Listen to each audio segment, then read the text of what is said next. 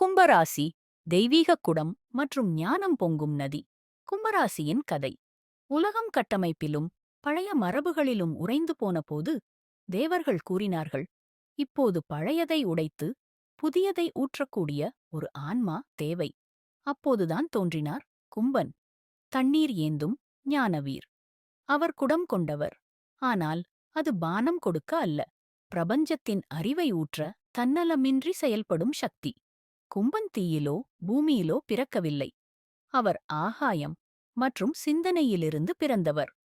ஒரு கையில் தேவ நெக்தார் நிறைந்த புனிதக் குடம், மற்ற கையில் மாற்றத்திற்கான தன்னிலை. அவரது சக்தி வாளிலும் கிரீடத்திலும் இல்லை. அவர் இயல்பே புதுமை, சிந்தனை, சமூக சேவை மற்றும் உணர்வுகளின்றி உண்மை பேசும் தைரியம். சனி பகவான், கர்மத்தின் தெய்வம், அவருக்கு ஒழுங்கும் ஞானமும் அளித்தார். ராகு, மாற்றங்களை உருவாக்கும் இரகசிய சக்தி, அவருக்கு விருத்திச் சிந்தனையை கொடுத்தான்.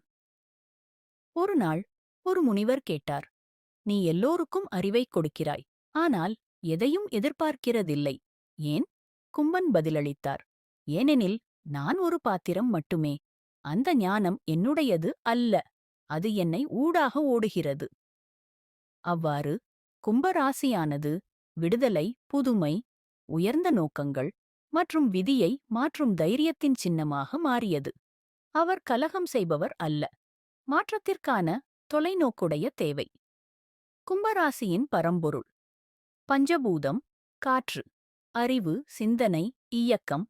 ஆட்சி கிரகங்கள்: சனி ஒழுங்கு, தர்மம்; ராகு புதுமை, தீர்க்கதரிசனம். நட்சத்திரங்கள்: அவிட்டம் சம்ருத்தி, தாளம்; சதயம் மர்மம், சிகிச்சை; பூரட்டாதி விழிப்புணர்வு, ஆன்மீகம். தெய்வீகங்கள்: வருணன், சனி, ருத்ரன். நன்றி, வணக்கம்.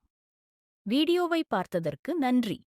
பிடித்திருந்தால் லைக் செய்யவும், சப்ஸ்கிரைப் செய்யவும், புதிய வீடியோக்கள் வரும்போது தெரிந்து கொள்ள பெல் ஐகானை அழுத்தவும். அடுத்த வீடியோவில் சந்திப்போம்.